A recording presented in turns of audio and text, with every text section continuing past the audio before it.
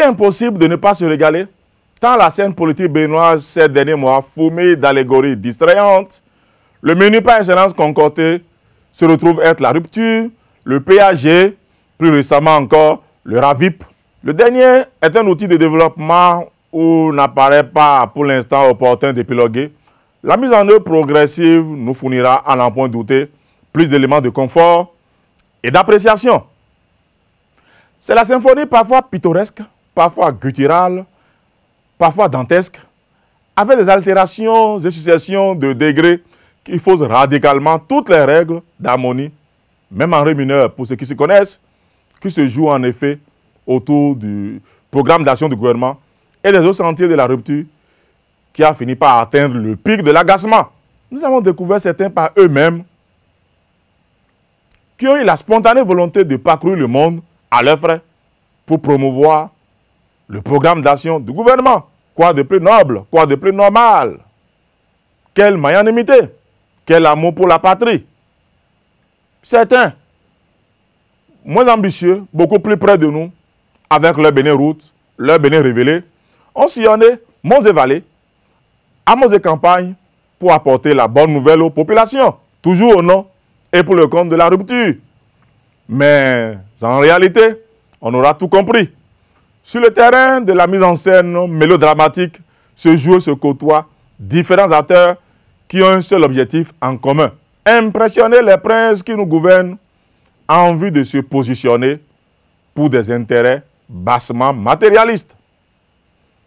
Certains voulaient se constituer en alliés indissociables du pouvoir talon parce qu'ils flairaient l'imminence du remaniement ministériel. Cette première catégorie de dramaturges désenchantés doit être en train de médire en silence du pouvoir talon parce que la plupart ont dit tourner à crédit, espérant récupérer un Marocain pour solder les comptes. Ils ont disparu de la circulation depuis ce vendredi cauchemardesque. Certaines mauvaises langues racontent qu'on les croise, le regard désabusé, et très tôt, aux messes du matin, à égrener interminablement un chapelet qui n'en finit pas de se rallonger. Premiers à s'afficher devant l'autel du Seigneur, ils sont les derniers à en sortir, ruminant et partageant leur chagrin entre la Vierge Marie et son Fils unique, Jésus-Christ, notre Sauveur. Malheureusement, parfois, les solutions ne sont pas toujours à espérer là où on les cherche. L'autre catégorie de trouvères et troubadours n'espérait rien du remaniement ministériel, du moins pas directement. Ceux-là, par contre, c'est les affaires qui les intéressent. Les marchés publics. Les soliloques autour du PAG n'emportent aucunement leurs convictions. La plupart médisent du président Talon, qu'ils traitent même de redoutables concurrents en affaires. Mais leur vrai espoir de suivi réside dans leur capacité à encenser le pouvoir. Seul problème, le président Talon est un fin limier, un fin connaisseur de l'univers politique et des affaires du Bénin avant d'être président de la République. Le seul président que nous ayons connu jusque-là, qui ne fonctionne pas à la préméditation, aux incantations multiples, aux formules consacrées qui ont toujours fait recette. Avec Talon, les impressionnistes doivent très tôt changer de job. Prime doit être désormais donnée au savoir-faire avéré, au professionnalisme convaincu. La République doit être construite, brique après brique, pierre après pierre.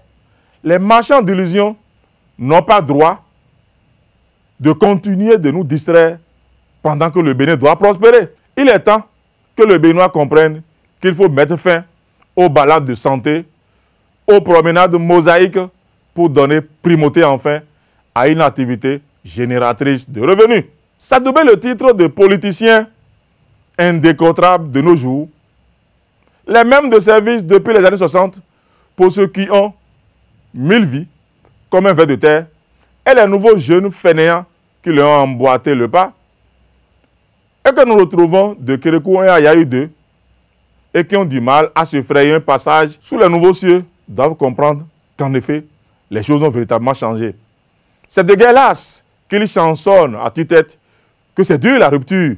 Pourtant, l'artisan accroché à son métier, le paysan fier de sa roue et de sa daba ne saurait se plaindre de la rupture, puisque cette catégorie de bons citoyens a appris à vivre à la sueur de son front. Et c'est ceux-là, les meilleurs bâtisseurs de la République. Et il reste à espérer que la rupture nous débarrasse de ces oripeaux voyous qui envahissent nos univers au lieu d'aller vaillamment se mettre au travail.